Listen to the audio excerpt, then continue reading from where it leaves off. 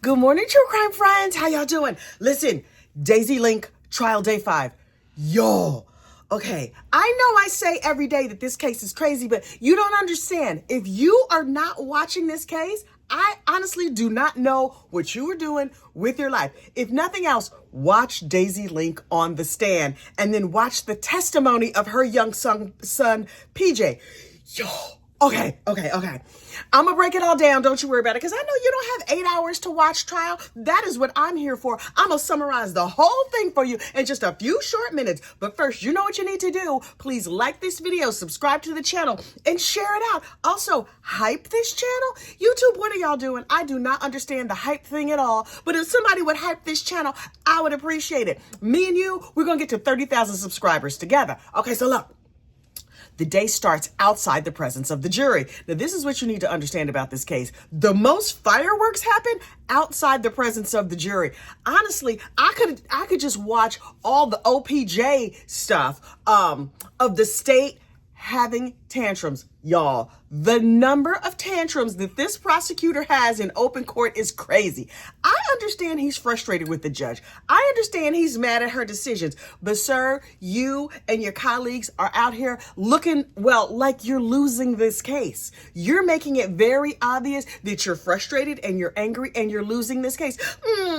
Poor little Tink Tink. I would imagine that the defense is nonplussed because they're used to facing headwinds. Clearly, the state is not. The little argument that was going back and forth. Oh, I got a little amphibian in my throat this morning, child. The struggle is so real. Anyway, Hank, please hold. Get thee behind me, Satan. I need to talk this morning. Anyway. So they're talking about PJ, Pedro Jr., right? Daisy's son, who's around 11 years old. There was a lot of question about his age, but this story, the crime happened when he was 7, right before his 8th birthday. Now he's 11, right? So PJ has come to town to testify at this trial. And there's a lot of question as to, do we have this young child testify or do we not? The state is saying he was obviously coached. He said that he talks to his grandma about the case maybe once a week or so. They deposed the kid last night. The state did. The state is saying he talks to his grandma about this case, and when he gets things wrong, she corrects him. So if he said, oh, this happened on a Friday, the grandma's like, no, it happened on a Tuesday, whatever, like that, right? The defense is like, look, I talked to PJ and he was fine at first, but then this morning he was very upset and hysterical and crying. He's very traumatized. He feels like it's all on his shoulders to save his mom. I mean, we know it's not. And the state was like, right. When I asked him why he was here, he said to get my mom out of jail. And so they're coaching him and it's terrible. And they've put all this on this child. And I'm like, state, calm down. The defense is like, look, this kid has ADHD. He forgot his medication at home. He's clearly traumatized by this entire situation. So if he's very upset, that morning before court, he was very upset saying he didn't want to do it. And the state said to him, the defense said to him, you don't have to. If you don't feel like you can, you don't have to do it. And I was like, okay, that's compassionate and human to an 11-year-old boy whose mama's been in prison for 2 or 3 years. Here comes the state. Well, traumatized or not, we just need to put him up there because we need to show that he's been coached and blah, blah, blah. State, what? Y'all, y'all are looking like straight bullies right now. Meanwhile, the defense is like, look, I talked to him. He's calmed down. He's fine right now. But when it comes time to do this, if he can't do it, I won't call him, and I don't want the state to use that like, oh, see, that's why you didn't call him because he's coach, blah, blah, blah. If I don't call him, it's because he's upset. And the judge was like, okay, fine. And then they bring in the jury, and Daisy Link takes the stand. I was like, I don't know what to expect here. Now, Daisy has demonstrated over the course, while she was in jail, she demonstrated extraordinarily bad judgment. See, also, she got pregnant from a dude she ain't know, from sending, his baby batter through the air vents. So I'm like, Daisy girl, who's going to protect you from yourself? This is crazy. But you can make bad decisions and not be a bad person. See, also me in my 20s, probably you in your 20s too. And this young lady, was in her 20s at the time of this crime. Child, the chaos I was causing when I was 20 something, a situation. Anyway, but we not here to talk about me. Daisy gets on the stand and she walks us through the story, right? Well, first of all, she starts with like just generally her life. She and Pedro have been together since they were basically teenagers. They had 2 kids together. At the time of this crime, the kids were 5 and 7. The little boy, Pedro Jr., was about to turn 8. It's like a week before his 8th birthday, right? She's on again, off again with Pedro for years and years and years. But 2 months prior to this incident, he had gone to live at his mom's house. He's an over-the-road truck driver, so it was not uncommon for him to be gone for a couple of months. And so she would live in like peace and quiet for a couple of months. But ultimately, she's like, no, what, you're not going to keep doing this beating my behind. So why don't you go and live at your mama's house? And according to Daisy, she changed the locks and she took Pedro off the lease. So she was renting a townhouse or whatever. So Pedro's off the lease. She has a new key. She's trying to like get her life together, right? And now the state keeps saying over the course of this trial, Pedro lived there, Pedro lived there. They keep saying it, but they've shown zero evidence that he lived there. No witness has said that he lived at that house. Pedro's driver's license had his mother's address on the license. In fact, I believe there were 2 driver's licenses. Both of them had his mother's address, not Daisy's address. Okay, so state, you said he lived there, but you saying it is not proof, right? 5 days before the crime, Pedro comes back from being a driver, goes to Daisy's house uninvited. Now, Pedro, like abusers everywhere, has isolated Daisy. He doesn't like her to have social media. He doesn't like her to see her family. He doesn't like her to do all these things. And sometimes she's compliant and sometimes she's not. But think about it. Daisy's starting to break away, right? She's taking a little space. She planned that summer to move out of Florida and move to Texas to be closer to her mom, to put some distance between her and Pedro. Maybe she didn't know, but me and you as true crime fans know that the most dangerous time in a domestic violence relationship is when one partner tries to leave, right? Because that can be like the flashpoint for any violence that happens. So Daisy has her cousin over to the house. Now, because Pedro does not allow her to see her family, he does not know this man, but this cousin is there with 4 of his kids. All the kids are playing in the living room. This cousin's 4 kids and Daisy's 2 kids, they're playing, video games, whatever they're doing. Daisy and the cousin are just sitting in the kitchen drinking some beers, right? Pedro comes over uninvited and was like, who is this? Are you sleeping with this guy? Blah, blah, blah, blah, blah. Starts making a fuss. And Daisy is like, okay, wait. She's trying to calm down the situation. Pedro pulls out a gun and shoots at her in front of all of the children. But he misses. They go outside. They're wrestling over the gun. And that's when he pistol whips her. What? Now, look. The state had been saying he lightly pistol whipped her. It was no big deal. Y'all not going to bring up the fact that he shot at her in front of her children, that in front of the nieces and nephews. You're just traumatizing a whole room full of children, state. He's done that and y'all just going to downplay it. Okay. So Daisy says he shoots at her in front of the kids. They get into an argument. They wrestle over the gun. He pistol whips this child within an inch of her life. And then she says something that is very interesting to me. She said, I loved Pedro when he was sober. That night that he came over, he was drunk. He was jealous. He was in a rage. She said, I loved him so much. He was a good man when he was sober. The problem was when he was drunk, he was a monster. And so then she goes on to explain the reason why I didn't call the cops is because I didn't want to get him deported. This is my kid's father. I was like, oh, this is an extra layer to this that I had not anticipated. Additionally, because there's been so much violence back and forth between the two, the court has put in like a custody order. Now, Daisy is this close to losing her kids over, I don't know what situation. They don't go into it, but she's afraid if the cops come, I could lose my kids for him being here. He's not supposed to be here and he might get deported. And she doesn't want to get her boyfriend deported. I was like, Okay. 2 nights after he pistol whips her, he comes home. He's sober. He comes to her house. He's sober.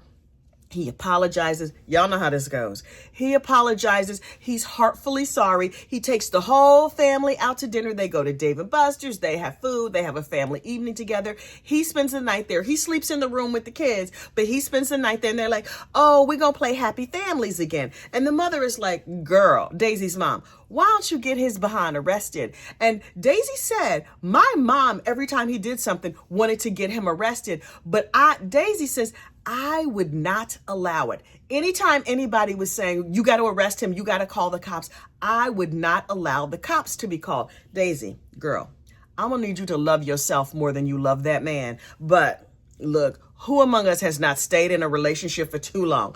I know I have. Not this kind. I mean, dudes that were terrible, but not like pistol whip you terrible, just like regular run-of-the-mill, stand you up terrible, right? So because Pedro would go on these long road trips with his job, Daisy had a plan. Once Pedro left, well, after the pistol whipping, we saw the testimony from Daisy's sister and other family members. He pistol whips her. She's like, I don't want to go to the hospital. I'm not like concussed. I'm lightly concussed. And the family was like, girl, he's going to kill you. In my opinion, there was always somebody who was going to die in this relationship. Honestly, it's shocking that it wasn't Daisy. So, Pedro is going to go on the road for 2 months on a long trip. While he's gone, Daisy's mom has come to town, right? Now, picture it. Pedro about to leave in a day or two. Daisy's mom is like, okay, I'm going to sneak into town. We're going to get you all packed up and everything is going to be ready. And so when he goes away on his 2-month trip, then we could just throw you and the kids and the clothes and everything in the car and you can move with me to Texas. This is going to be the perfect plan. And Daisy's like, right, that's what I'm going to do. But what we found out was the night that Pedro pistol whipped Daisy, one of the neighbors heard that gunshot where he shot at her and missed. I believe she said the bullet whizzed past her head. What? One of the neighbors called the cops. Pedro was afraid, and so he ran away. And when he ran away, he threw his phone out because he didn't want the cops to track him using his phone, right? The day of the shootation, this is how it all went down, according to Daisy. She's thinking, he's about to leave for a couple of months. I'm about to leave him. He doesn't know, but I really would like him to see his kids before he leaves. So earlier in the evening, he comes over sober. He's nice, Pedro, right? Everything is good. He hangs out with the kids. He spends some time with them. Keep in mind, because of this custody arrangement with the court, Pedro's not even supposed to be there seeing the kids. But she's like, no. These are still his children. That's still the father. He's sober right now, so he's being a good dude. Okay, fine. Then Pedro's like, okay, I'm going to go. And he goes to see some of his friends, but he doesn't have a phone. So he says to Daisy, listen, I'm going to go hang out with the guys, but in a couple of hours, can you come and pick me up and drop me back off at my mom's house? And she agrees to do this. Now, should she be tangling with this dude at all? No, not at all. But she is, and it is what it is, right? He doesn't have a phone because he threw it away after the pistol whipping. So he goes to his friends. He's drunk. He's smoking weed. He's high on cocaine. Not because he liked it, because apparently he just liked the smell of it. Okay, boy, we see you.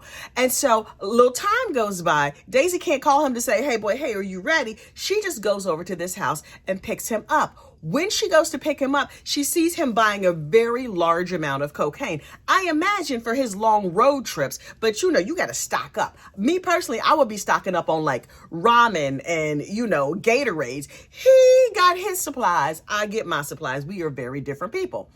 She picks up Pedro. He's very, very high. They go to his mom's house to drop him off because that's where he lives. And he's like, oh, shoot. I left my keys over at your house. They're right by the door on top of like a table, a china cabinet, whatever it is. So the plan is that Daisy is just going to have drunk Pedro for a minute. He's going to run back to her house, grab the keys, and then he's going to go back to his mom's house where he lives, where he can go on his road trip and Daisy and her mama and them can leave. So they get to Pedro's house. Wait, one other thing about this custody situation. Pedro was allowed to have custody one time a month with the children, with the supervisor being Pedro's mom. Pedro's mom had moved out of town. I believe she moved to Georgia. a couple of months before. So Pedro had not been having his court-ordered supervised visits with the appointed supervisor. Pedro's mom left because she was tired of getting beat by Pedro's dad. I get the feeling that there's a whole lot of family curses in this family that just keep repeating themselves. So look, they go back to Daisy's house so Pedro can grab his keys. That's the only thing he's supposed to do. But he's drunk and he's high and he's mad because when he's drunk, he's always mad. And of course, he starts accusing Daisy of cheating like he always does. They're in the house. Daisy's mom is at Daisy's house watching the kids while she goes to run and drop off Pedro. They come in the house to get the keys and they're back and forth at each other. And Pedro slams her to the ground in front of her mother. And her mother is like, that's it. I'm calling the cops. And Daisy is like, no. He's going to get deported. Also, I might lose my kids because he's not even supposed to be here. Ma, let me just get him back over to his mother's house and then we're going to be fine. And the mother is like, I'm tired of seeing my daughter get her behind beat. I don't want any parts of this. He beat you up. You refuse to call the police. I'm out. I'm going to call your sister. Your sister's going to come and pick me up. Don't worry about it. Okay, bye. Now, remember, Daisy's mom knows the secret plan. They're going to usher Daisy off to Texas. So mom is thinking like, okay, one more day and then Daisy's going to be out of this madness. Lord. So after mom leaves, Daisy and Pedro continue to go back and forth and Daisy gets the bright idea, which on reflection, not such a bright idea. He keeps saying, you're cheating. I know you're cheating. And she's like, look, I'm ready to move on from this relationship. Yes, I have been dating other men, but it's because I'm ready to be done, Pedro. You hit me all the time. It's enough. I've had enough. So he starts to beat Daisy and he takes her phone. And that's when they go outside and he's pacing back and forth. You can see on all the Ring camera footage or whatever of Pedro pacing back and forth. He's mad. He has suspected that she's cheating on him all this time. Child, Pedro, you cheating with that cocaine, but okay, whatever. He's like, I knew you were cheating, blah, blah, blah. He's next level mad. She's like, the kids are asleep. Let's go outside. We can talk. I'm going to smoke a cigarette. It's going to be fine. So they're outside having this conversation / argument. And Pedro gets the bright idea. Nah, I'm going to lock you out of the house, right?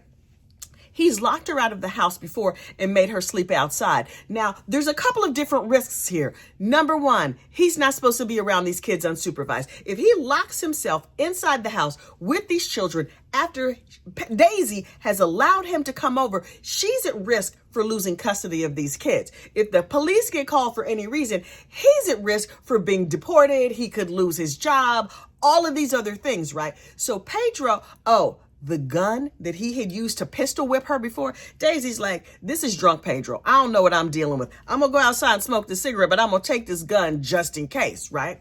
They're having this argument outside. He runs towards the house because he's going to lock her out, which he's done before. And Daisy's like, I don't want to sleep outside. This is not what I'm going to do. As he's running towards the house, she shoots at his feet. She's not trying to kill him. She's trying to get him to stop.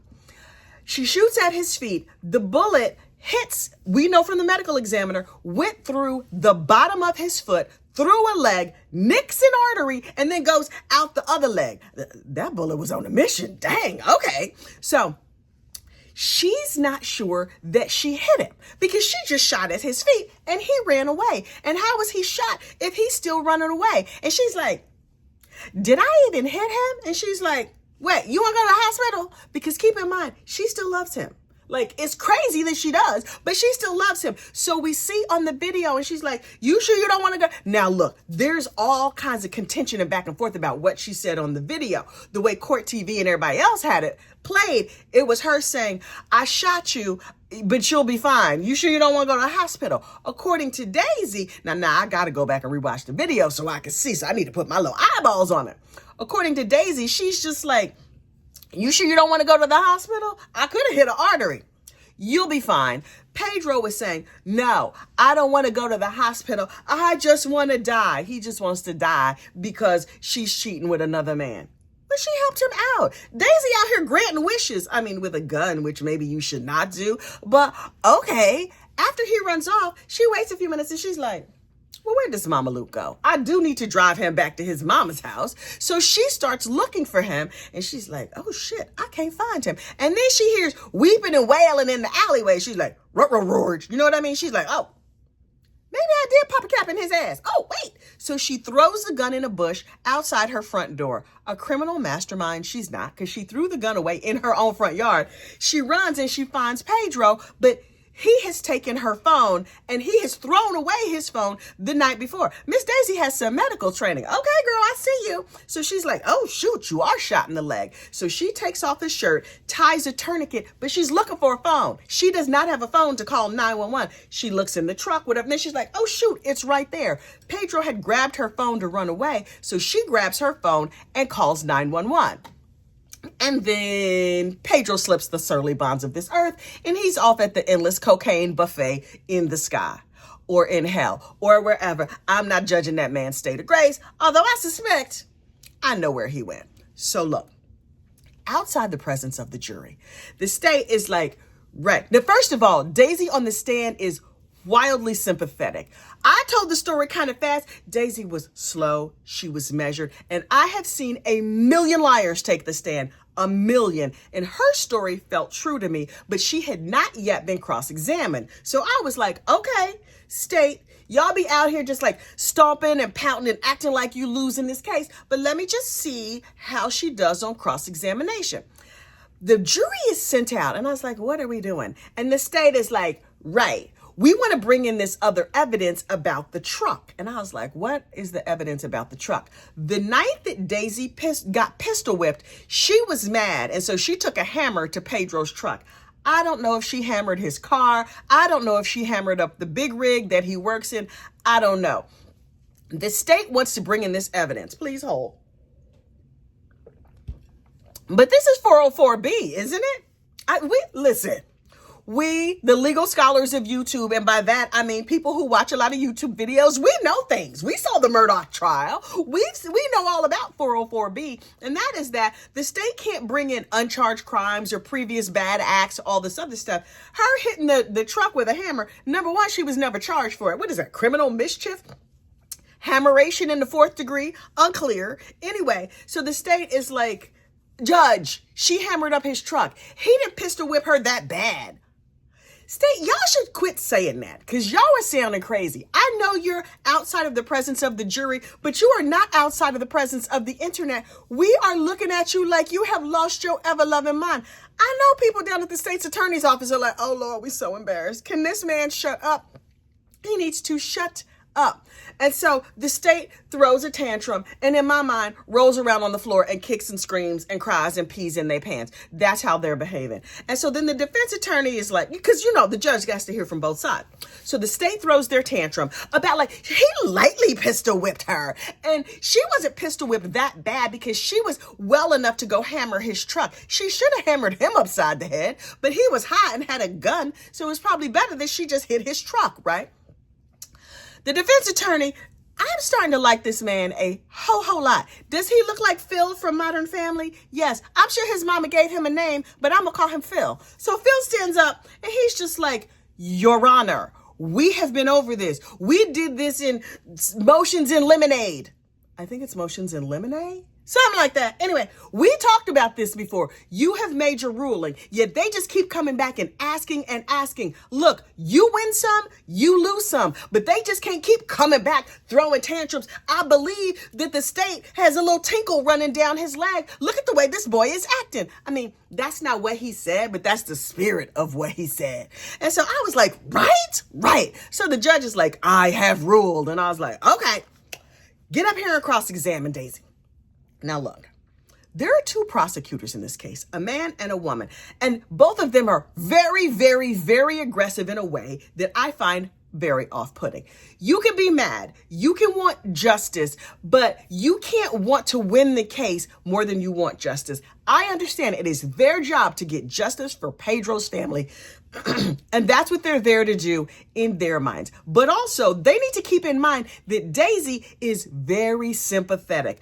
Also, the jury does not know about that vent baby. So yeah, the vent baby is only, it's 404B as well. It's not a prior bad act. It's a prior irresponsible act. It's crazy. But Daisy, not a criminal mastermind, right? She just a chaos muppet. I mean, she like extra level chaos muppet, but she's still just a standard chaos muppet. Anyway, so the state gets up there to cross-examine Daisy. And I was like, okay. So, there was also a question about domestic violence, right? The state is like, I'm going to ask her, did Pedro beat on you and you beat on Pedro? If Daisy says she never hit Pedro, then he could bring in the fact that she was arrested or whatever for hitting him on the head with a frying pan. And I was like, in real life, people actually hit each other on the head with frying pans?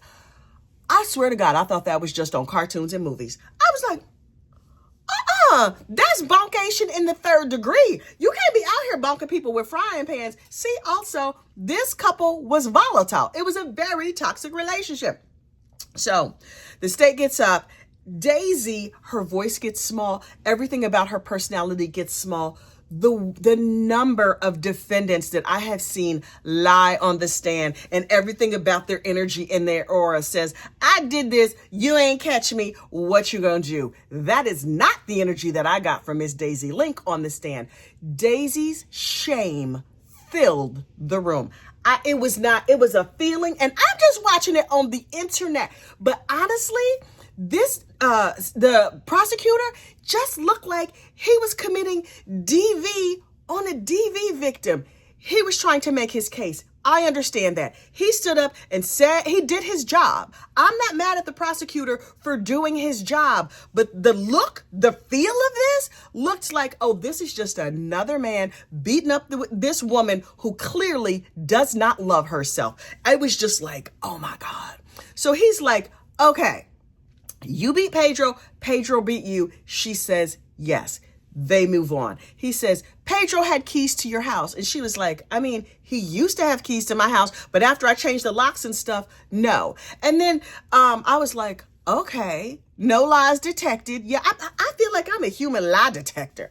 Anyway, so then he's like, your mom, she saw the situation. She saw Pedro hit you, do all these things to you. How come your mother didn't take the kids out of this dangerous situation? And look, I knew the answer to that.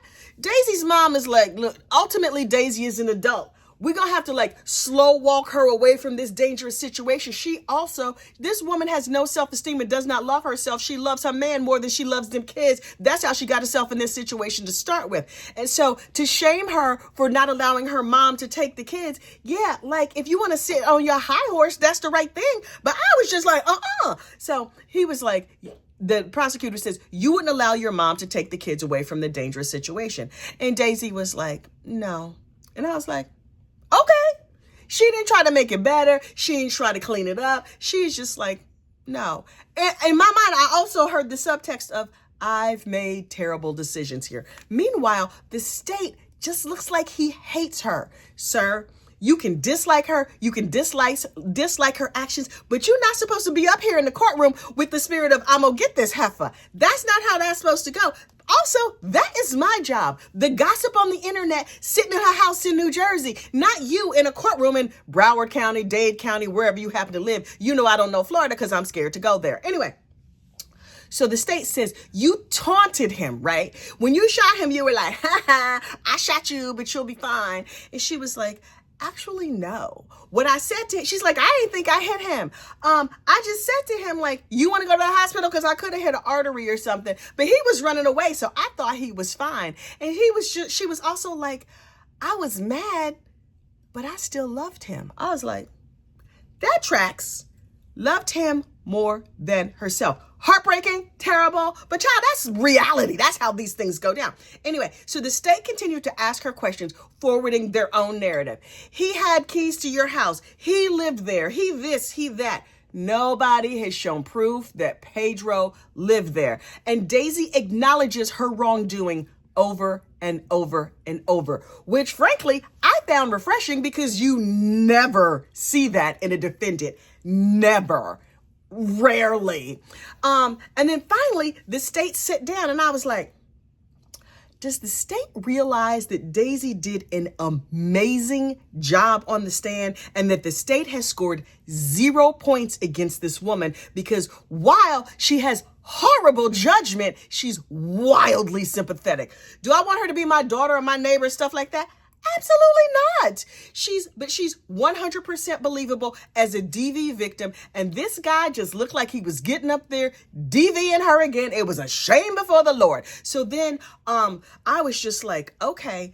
Then the defense attorney gets up to redirect. And he dropped a bombshell that I did not see coming. He said, you had cameras inside your house, right? And Daisy was like, yes. And he was like, the state took the cameras from your house. Yes. And then they lost all the footage for the 30 days prior to this event. State, you lost the footage. How come y'all ain't bring that up? You didn't want us to know? The state took the cameras that might have corroborated everything Daisy was saying. And just the 30 days before this incident were lost. Y'all looking crazy right now.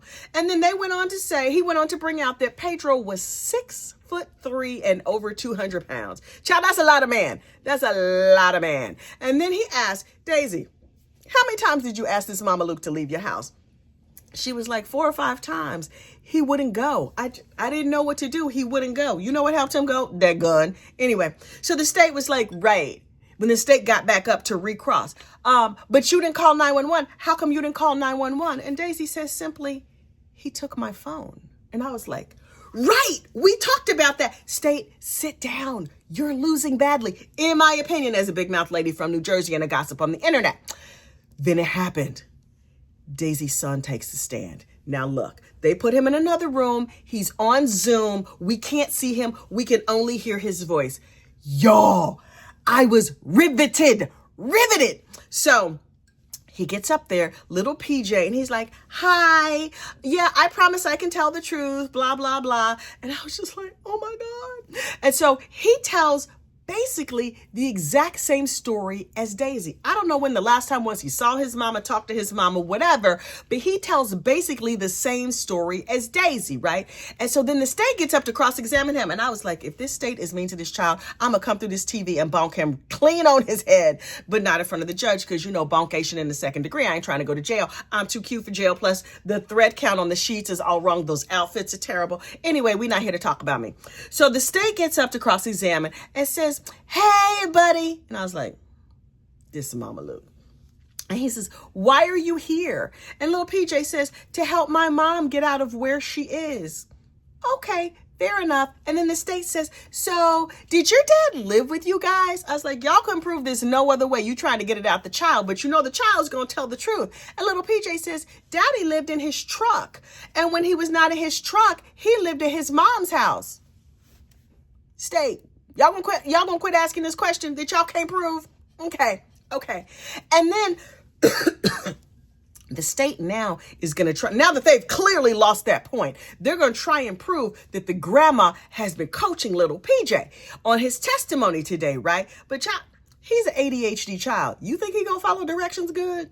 I promise you he's not. I had one of those. Whoo, child. Anyway, so the state says, right, so you talk to your grandma about this case sometimes, right? And he's like, yes, in this little boy voice. Oh, child, my heart was breaking. And he says, the state says, when you forget details, grandma reminds you of what happened, right? And he's just like, yes, she does.